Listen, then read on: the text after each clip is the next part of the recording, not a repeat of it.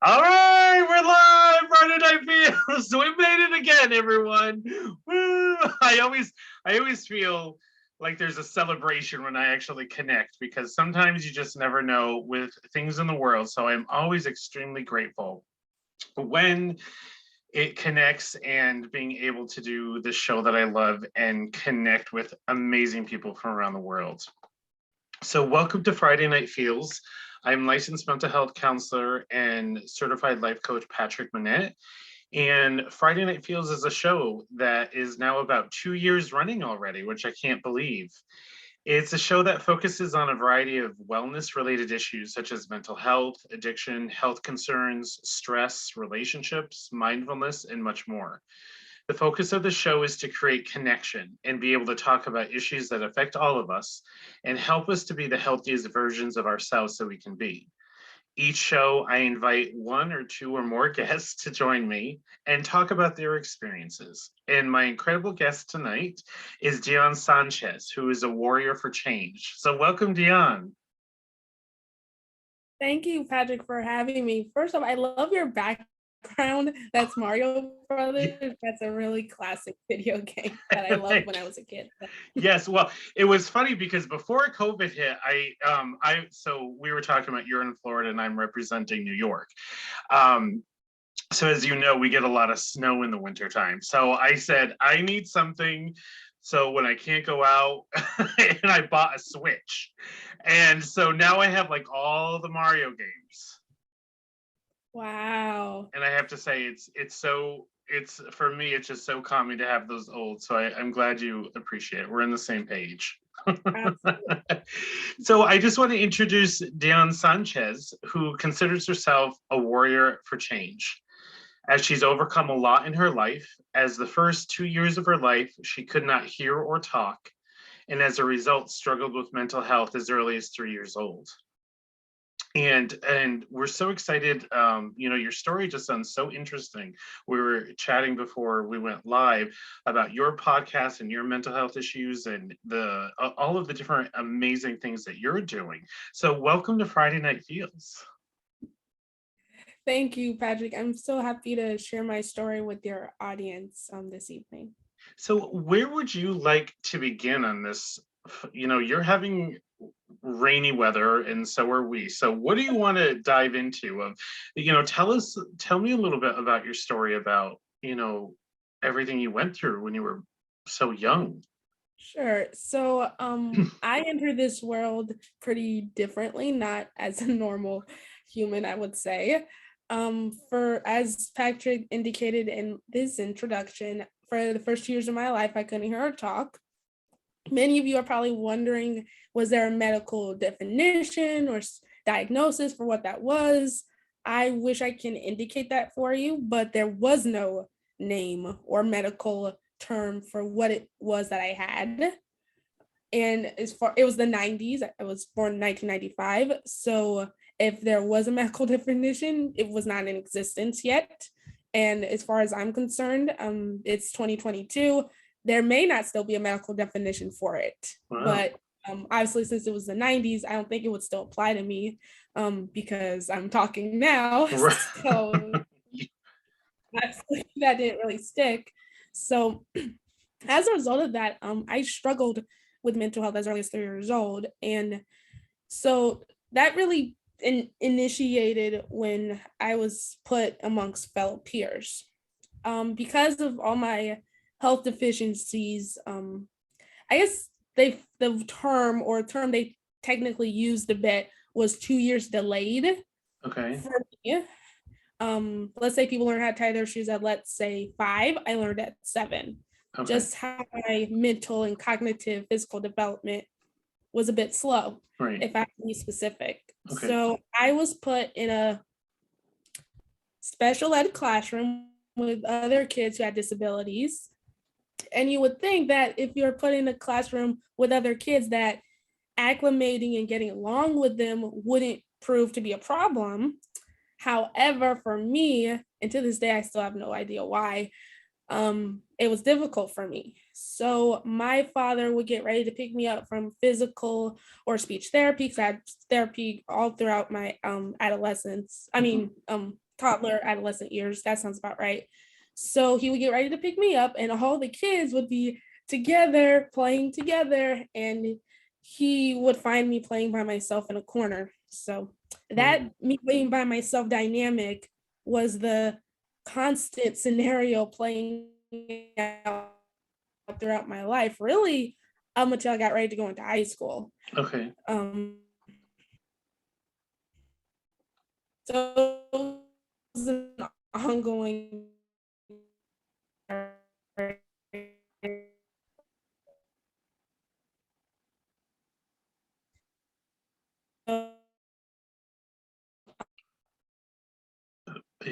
just think we froze up a bit. I don't know if it's me or you, Dionne. Because I just accepted, and hopefully my I did have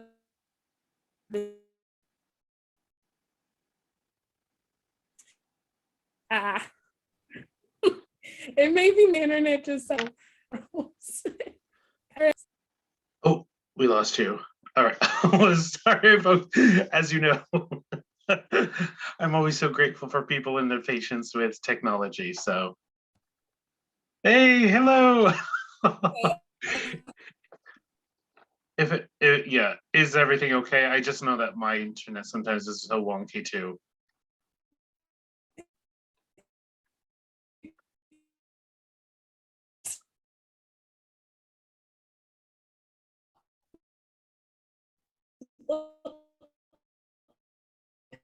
Are you there?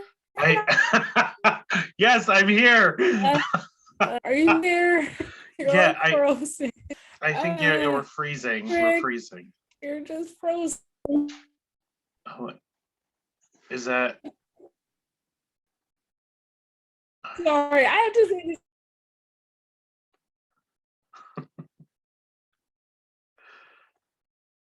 Okay, we lost her again.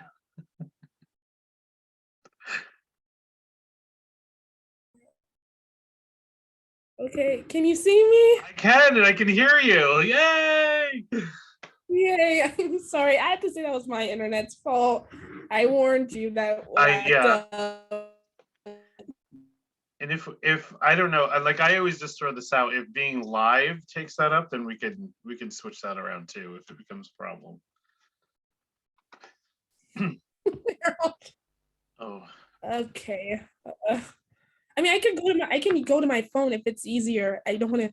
I mean, I don't. It's my internet, but I have no internet issues if I do it from my phone.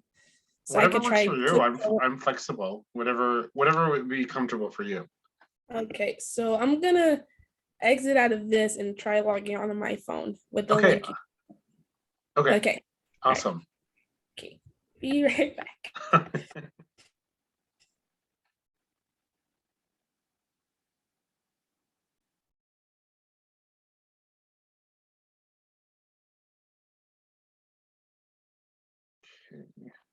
Thanks for everyone's patience. Technology in the wild in 2022.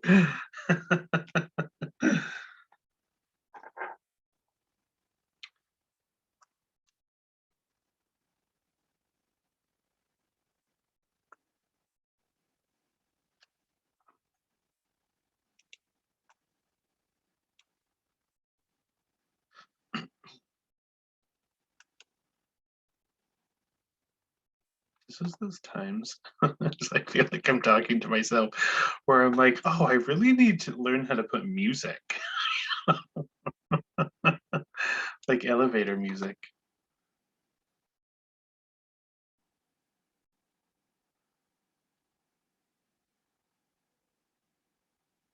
Can you hear me? Yes, you're connected. Yay! Yes. Okay. I was just saying, like, I have to improve my technology skills. So whenever there's an issue, I can like just press a button and have music going like an elevator. Well, hopefully we have no more issues. I hope, because I'm on my phone now. Hopefully you can still see the cool banner, or at least I didn't even get. Well, I was holding that story back because I was going to tell them that I already threatened to steal it because it's so beautiful. So, I mean, we can get to that. You're like, oh, I love being a podcast guest when people threaten to steal my stuff. Oh, that's too funny. But So you were saying before the internet, yes, I struggled with mental health as early as 3 years old. Some people learn how to tie their shoes at 5. I learned at 7. That's just how my brain functioned. It was 2 years behind. That's the best indicator, or any indicator, as far as what it was that I struggled with mentally and physically. I was put in a special ed classroom with other kids who had disabilities, and you would assume or think that's easy to get along or acclimate to that environment because those kids have disabilities like you do. But it wasn't easy for me. And to this day, I still don't know why. So my dad would get ready to pick me up for physical and speech therapy, which I had several days a week growing up. And the kids would be all together playing blocks. And when he would come to pick me up, I would be by myself in a corner, just playing by myself. So me being by myself was a constant dynamic throughout my whole life, really up until I got ready to go into high school. Wow. Just me being by myself, me being isolated and rejected pretty much. So eventually, I was put into a regular classroom. The teacher of that special ed classroom took such an interest in me, she took it upon herself to continue teaching me in the regular mainstream classroom, which was pretty awesome. And she's basically my mentor to this day. And I'm still in touch with her. Amazing. So, new environment, new curriculum, different kids. Hey, I can have friends. But it was still the same dynamic, me not being accepted by my peers. And it really started taking a toll, like, what's wrong with me? What's wrong with me? And I got picked on for like several things, like any little kid would, having glasses or being too nice, mundane things that really shouldn't be made fun of, if I'm being quite honest. But it wasn't so much me being made fun of for that, like any typical kid would, but it was just the fact that they were rejecting me for being me. Like, and change that. I can't like get a new hairdo or get new glasses. It was just just me existing. Like, they were rejecting just me. I couldn't change. Which I think people sometimes struggle with identifying or connecting how traumatic that rejection is, especially at a young age. Yes. And how damaging it is. It was pretty damaging, I would feel, because it just continued to affect me growing up over and over. Like, I can't change who I am. So at that point, just to give you a bit of a modern example as far as the classroom, because I did, not middle school, for 3rd, 5th grade. 5th grade, I would raise my hand, and I tried everything in my power to get friends and to put my best foot forward. And it seemed like nothing I do was going to change that. And I had a good childhood. I love my family. I have a good family. I have siblings. But I was missing that fundamental factor that I feel is essential to you evolving into your own and your personality in a way, is that socialization. And I didn't have any friends, no friends, no socialization whatsoever. And so as a result, I struggled with figuring out who I was in a way, like, who am I? Am I important? Nobody wants to be my friend, so I shouldn't be here probably if nobody wants to talk to me. Wow. So fast forward to 5th grade, you're supposed to participate in a classroom. And again, I struggled because of my deficiencies and everything. So I raised my hand to answer a question. I get it wrong. Everybody in the classroom laughed. If somebody else answered the question wrong, nobody would laugh. So it's like, wow, this is just going to be my life. Just blatant invisibility, if that was even a thing. Just, I couldn't catch a break. So fast forward to middle school, I was fairly aware of my circumstances at this point, a little mini teenager, adult, or if you will, with a mind that is capable of thinking. And it seemed like, and the only thing I would say was keeping me together was my faith, because I'm a Christian. Okay. So God was basically my only friend growing up, pretty much. So in spite of that, I did consider suicide at that point. Wow. When middle school. It was just so unfortunately obvious to me that I'm made it this far. I still have no friends. What's the point of me being here? If I were to disappear, would anybody care? Right. It's just, I was alone. I felt alone. And I mean, my family loved me, and they may have been aware on some small level that I had major insecurities because I was by myself. But as far as me considering suicide and ending my life, they were not aware on any level of that whatsoever. I kept it to myself because as a family, obviously you want to protect your child, your cousin, your niece, but they can't protect me from the world, really. Right. They can't protect me from the classroom. They can't make people be my friends as much as I'm sure they want to. It's really just circumstances and an environment, and I guess what I do, which at that point in time didn't seem like anything I do was going to make a difference.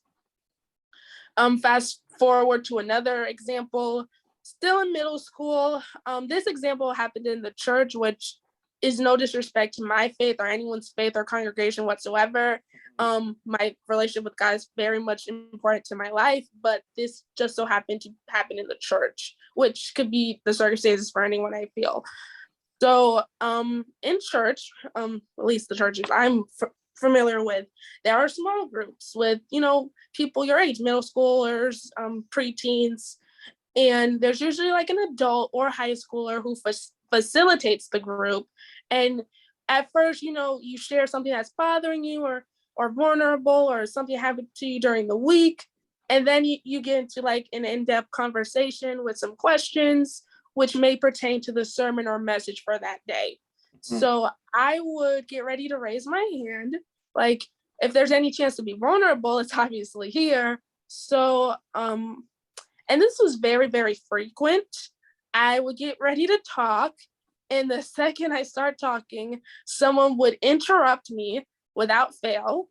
And instead of that person who is facilitating, telling that person, hey, let this girl talk, you'll have a turn, the small group leader would start a separate conversation with the person that interrupted me. And excuse my language for a second, but it was like, damn, I can't even be vulnerable right now. I'm like truly, truly invisible. Even in church. Yeah, even in church. That's the messed up part. I couldn't even be vulnerable. Right. Like, hello, like I'm here, literally. So,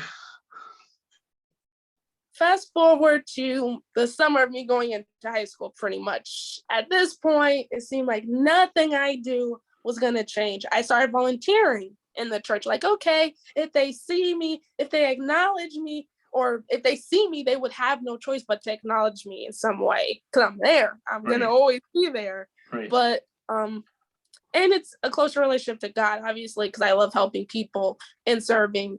But even doing that wasn't getting me anywhere. I mean, I still continued to do it, obviously, but it just seemed like I was never going to have friends, just never. So I was getting ready to go into high school at this point. Summer, there was this youth camp. All of the high schoolers were convincing me, who sort of acknowledged my existence or gotten used to my existence at this point. Like, oh, you should go, you should go. And I have nothing against youth camps. I love youth camps.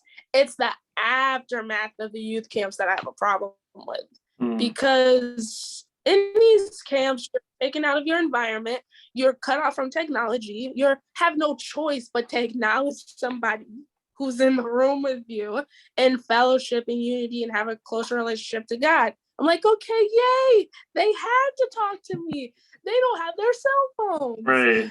So you would think that being cut off from technology would be permeated in their brains because they're a regular environment. But I would have friends, yay, talk to me. Then I would come home and I would be invisible girl again, pretty much. It's like we didn't spend an entire week together in like Panama City Beach, which is normally where some of the camps are. Right. Like, who are you? Like, I was invisible girl again. So I was about to get ready to go into high school, had a very much firm understanding of my circumstances. Like, I'm not going to put myself through this again. So they're like, go, go, go. And I would say my going changed the trajectory of my life pretty much. Okay. Because one of the final nights the topic was the Holy Spirit, which from my own explanation, many people experience it differently depending on the person. But I just felt a surge of love, grace, and emotion. Like all my prayers since I was a little kid was answered in that moment. Wow. I was crying, praying over me. People were hugging me like, damn, we would care if you disappeared. All of that was answered in that moment. And I couldn't be more grateful for that experience because I feel like, quite honestly, I wouldn't be having this conversation with you if that didn't happen. So it was like you went from invisible girl to a real person. Yes. Wow. Yes. That's beautiful interpretation of that. I was being seen. I had a purpose. I was alive or awakened and not alone and miserable anymore because I had friends. I had a purpose. I had a sense of self now because I didn't think I had any sense because I didn't feel like I had a reason for being here. So I went on to high school with a clear head. I had friends. I went on to do normal social activities like join the homecoming corps, be part of my high school newspaper. Fast forward to me graduating, just to give you some background for your audience who may still be listening despite the technical difficulties. So the doctors, as I mentioned, I was a bit 2 years delayed, so my learning style is a bit slow, or it takes some extra time and assistance for me. Right. So doctors, when I was born, told my family, hey, you might as well dope her up with medication, calm her down, because I did have ADHD as well. She's basically retarded. So of course that's the last thing you want to hear. But doctors could be jerks if I'm being honest. But yeah, they need a little course in, adding some presentation skills. Yeah. Your parents must have been so scary for them because then they can't connect with you and or hear what your needs are, or, like in so many different ways. It was challenging for them raising me. They didn't dope me with medication like the doctor suggested, but it was challenging raising me with all my deficiencies. I mean, eventually I did talk and say I'm talking, obviously. When I was 3 years old. So it just like came on? I don't understand. Like you just, hey, I want pizza. I maybe that could have been my first word, but I wish I can describe the specific moment of which it happened. I do know my first word was daddy. So I have a really close relationship with him, which speaks volumes to that being my first word. Right. But I can just go off of my little therapy sessions. I would have a card in front of me and I would have to try to sound it out. And that's usually how those sessions would go. Because my ADHD, I would have physical therapy. They had like this sort of hang glider type of rope thing inside the building. And they would have a ball pit at the other end. And I would be like, ah. I would pretend I'm Tarzan or something and jump into the ball pit. But as far as how my speech started formulating, I can really just go off of those therapy sessions as far as when I started perfecting it.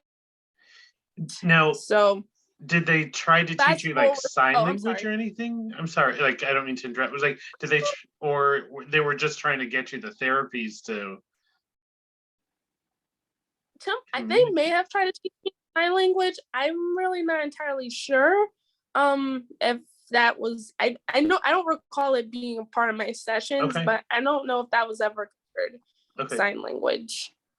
But so like I said, those doctors thought I was dumb and idiot. Not only am I categorized different, I'm categorized as dumb automatically. So me graduating from high school was like an outstanding pivotal moment, not just for me, but literally everybody. Mm-hmm.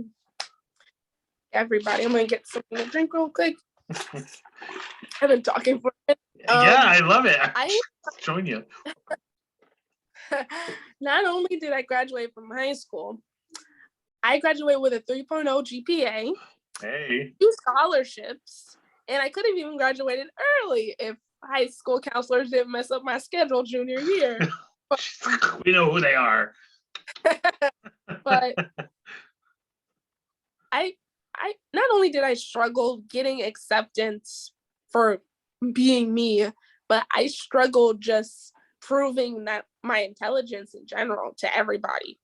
So my whole life I had to prove to everyone and overcome everything just to prove that I am intelligent, that I do have the capacity, that I am worthy of being here pretty much. Yes. So, and you know, I think one thing that you shared was that made me think of my own experiences is when you don't fit in, you don't fit in.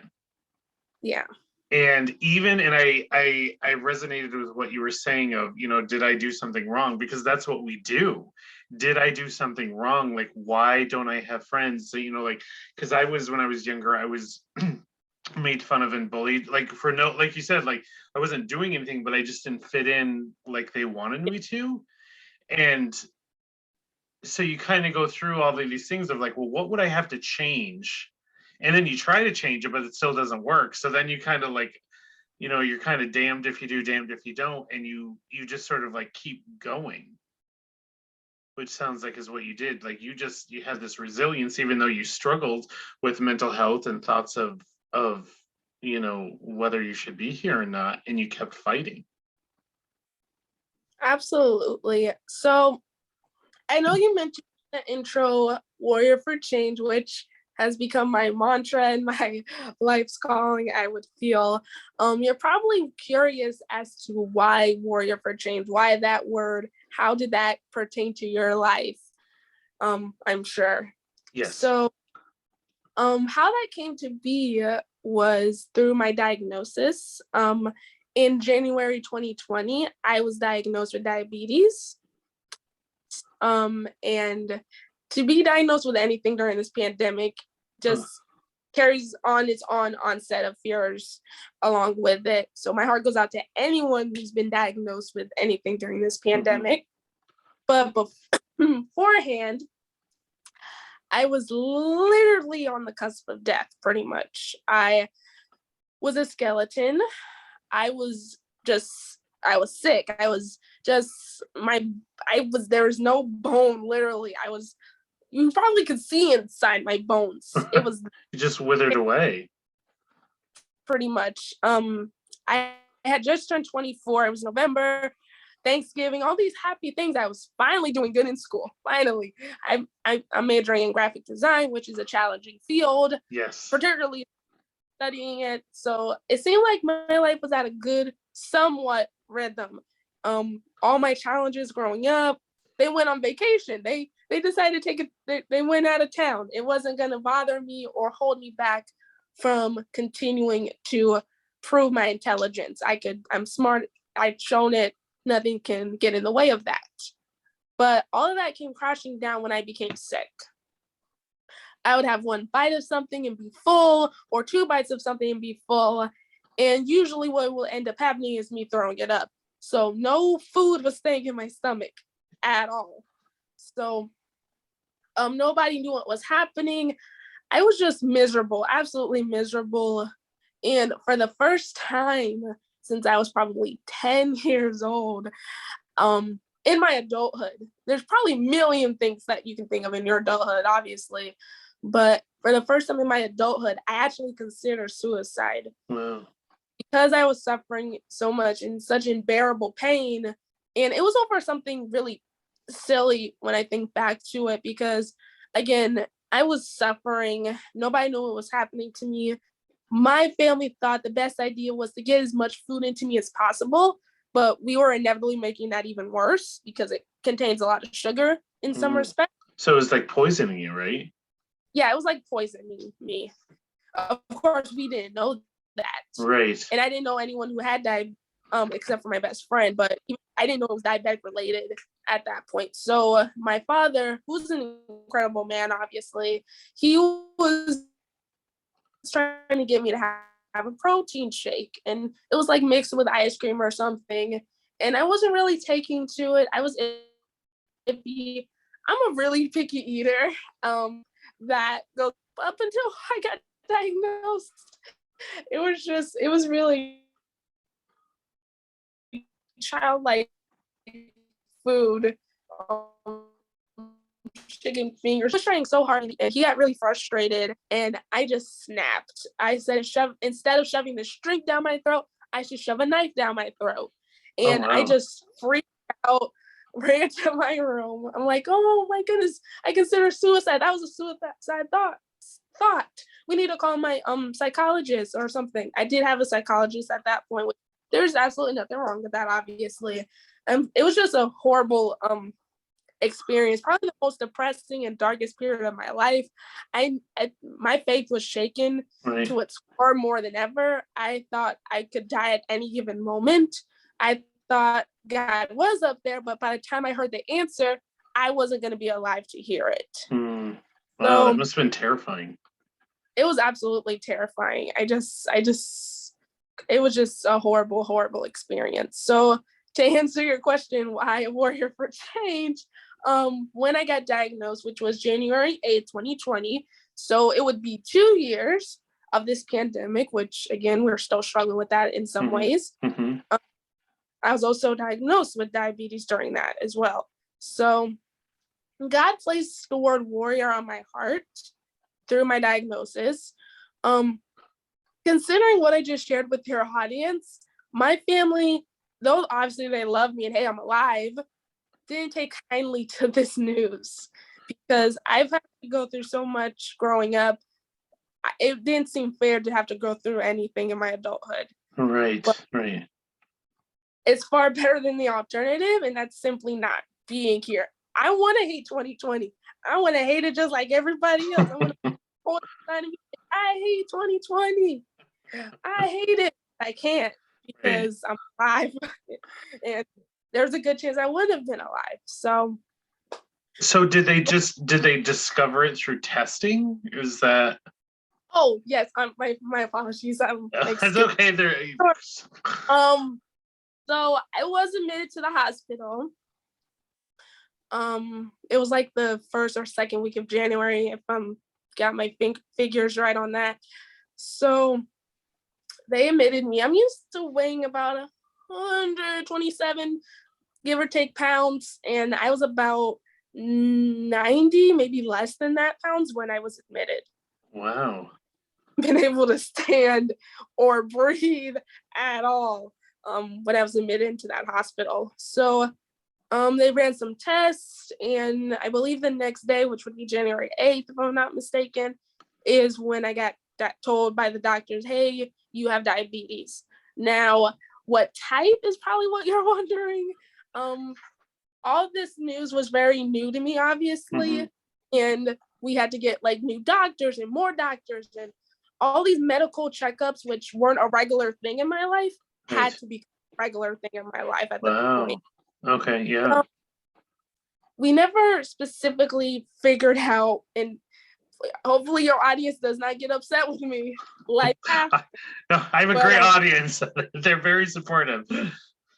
I never figured out what specific type I have, but we've been treating it as type 1, and that seems to be the best route for me as far as my blood sugar goes. Okay. That's how the word warrior was placed on my heart. But as far as the actual meaning behind the word, I felt God placed it on my heart to be more vocal, to use the power of my voice for good. But I wasn't exactly sure as to how he wanted me to do that.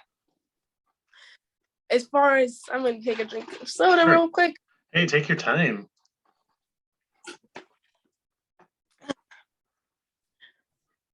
As far as how he wanted me to do that. So as far as being vocal, I haven't done anything with vocalization except spoken word videos, which I did several months before anything was of dire circumstances, really. So maybe that was God's way of saying, hey, you didn't know I had this in mind. I have a plan. I have a plan. So fast forward to March, the infamous month of March. Oh, 2020. Yeah, March 2020. So I had adjusted to this news. I felt like me again. I didn't like, oh, I can go out and not feel like a freak. When I got the news, I social distanced from everyone. I also took a break from school. And I think this is important to mention as far as how much I work hard. Somehow, while I was sick and on the very precipice of death, if you will, I ended up passing my classes somehow. And I missed a lot of days of school. So wow. This was its own little separate miracle. Like I could have died the next day and still passed my classes. But yes, I find that little tidbit interesting in its That is own amazing. way. Worked very hard. So I took a break from school, obviously, to adjust to the news. I didn't really discuss it with anyone. I felt like it was my own news to bear, and I didn't want to put that on anyone, or I didn't feel like it was, people had trouble, my own immediate family had trouble accepting it as it is. I didn't want anyone else to take issue with it. At least not for me. I wasn't ready for them to have an opinion on it yet. Mm-hmm. So in March, which I'm laughing because I finally feel like me again. Like, let me go out. I went to, a birthday party. I'm like, okay, I can't really have cake. I can have maybe a microscopic tiny bite of cake, which I really did. I find it funny to this day. I'm me again. I'm going out. I went to the pool. I went out like once. And then that following week, everything got shut down here in Florida. So I'm laughing because I didn't go out for like 2 months with the adjusting to this news. So no socialization. I was sick, could have died several months prior. So to finally be out and then have no choice but to quarantine, I was not okay with that. So what am I gonna do? How am I gonna adjust to this? I don't want to have suicide thoughts again. I don't want to struggle with my mental health again. I need that socialization. I need that support system. I need that I'm still me, regardless of the fact that I have diabetes. I'm still Dionne. I need that support system with this news and me adjusting to it. So this young adult ministry called my local here in Florida, started doing Zoom sessions. So I decided to take part in that. And I think they hold a small tidbit as far as how I ended up launching my podcast to begin with, because they started telling me, hey, Dionne, what you say matters, what you say is inspiring. And I couldn't comprehend how on earth that was possible. You don't know me in a physical setting, yet I'm inspiring you through a screen. I don't get that at all. But it was, I guess, God's way of saying, hey, this ties into what I'm trying to tell you. Yeah. Here's a new door with a window. Square. Square, or if you will. Yeah. Yes. So that summer, June 2020, I asked God, use me however you want to use me. Taking into heart what God was calling me to do, what my friends told me, And that August 23rd, 2020, which will soon be 2 years, is when I launched my podcast, Words of Heart, which, similar to your podcast, is about in-depth conversations of inspiration with an emphasis on mental health. Wow. Connection. Love it. Wow, congratulations. That's so amazing. So what is it? I'm sorry. It's called Words of Courage? The podcast? No, I'm sorry. It's called Words of Heart. Words of Heart. Okay. Okay, awesome. And so is that where the logo came from that I'm gonna steal? So it's funny you say that. So this isn't exactly the logo. My dad just had it custom made for my podcast recordings. Oh man, but the that's logo, beautiful. And if people are listening to the podcast and can't see it, it's a beautiful, like, how would you explain it? Like 2 hearts combined? Yeah, 2 hearts combined, an infinity symbol, infinity intersecting with a heart, I guess. Yeah, it's beautiful. Is the term. But yes, I mean, it's awesome. It's dope in my own room, but it's not the official logo. So I think I did it off of Amazon. So because all podcasters who I've come to know have like banners or flyers or something representing their podcast in the background. And I have random Zoom backgrounds. I don't know. Well, like Mario. Background, but my Zoom in the background, it looks weird. So I had to have something pretty dope to make my area stand. I think you accomplished it. It's beautiful. Thank you. So if you want to steal that design, you're more than welcome to, but it's not the official logo that's scattered across social media. Well, now I know, so I can go and buy it and not create felons. Yeah, well, when I hadn't really ever used Zoom that much before COVID. You know, I'd done meetings and stuff. So then when I started using the backgrounds, I was on another computer, and I remember I was doing a podcast, an episode, and I was doing this. I had this background where it was like a forest or something, and then all of a sudden I started disappearing into the green, so I just looked like Swamp Thing, where all of a sudden I just like disappeared, but people could still hear my voice. So it was like, okay, I got to learn how to manage this a bit better. But yeah, I love Zoom. For the first season of my podcast, it's just me, honestly, because I was getting new to it. It was just solely audio and me sharing my experiences. I wish I could play back every single episode for you right now, but we don't got time for that. But safe to say there was much heart and a lot of rumbling in the midst of every single episode, pretty much.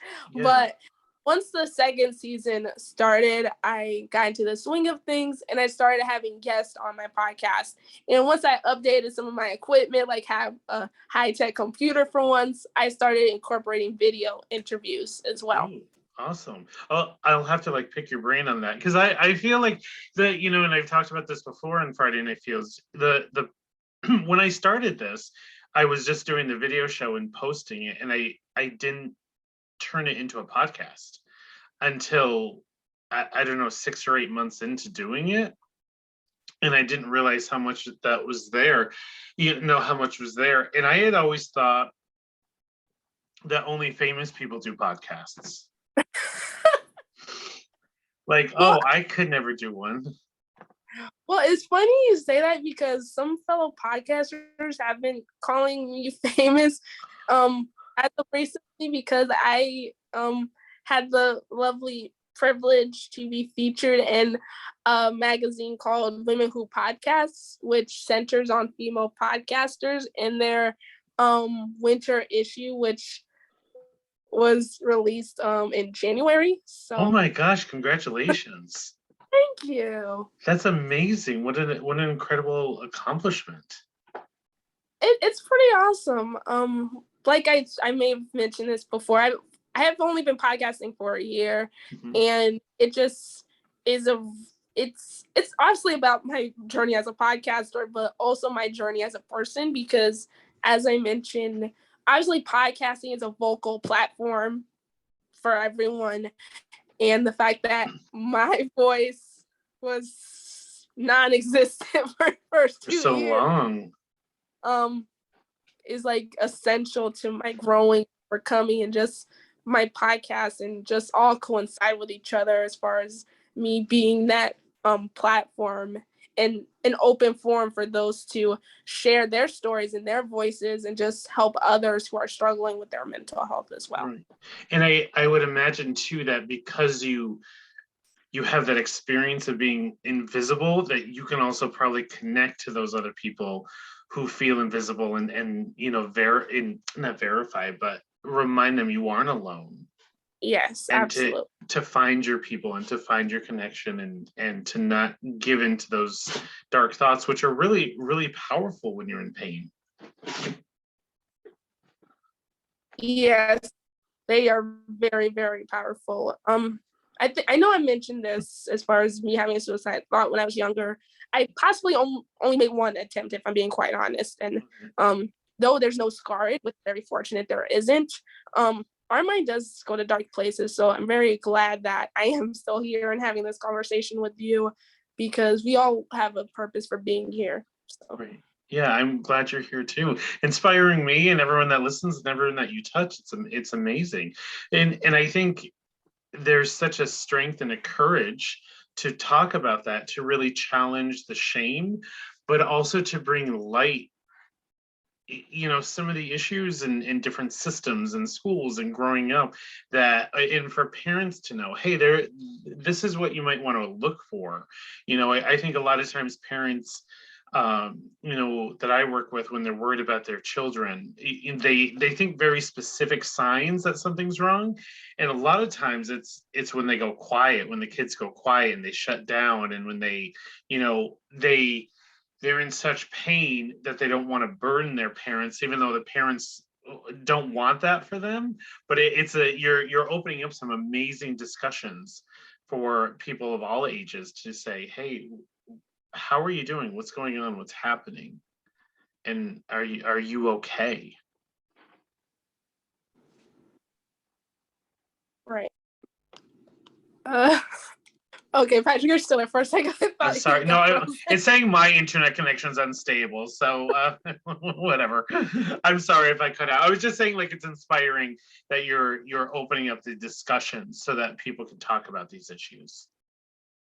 Absolutely. I find mental health is a more important conversation than ever, considering we're still in this pandemic season and there's uncertainty, and people should, I feel, in my opinion, be more open to discussing it, because it's not a taboo topic or an ugly topic to discuss, because it affects all of us. Right. Yeah. And I think that's one positive that's coming out of the 2 years that we've been dealing with this, is really fighting the stigma of mental health in different populations and different groups and different genders and backgrounds and all these different things of, at the base, we have to treat each other like human, and we have to fight to keep that human connection. Absolutely. It's the most important connection, honestly. Yeah. And so what are your plans now? So if people wanted to listen to your podcast, how can they find you?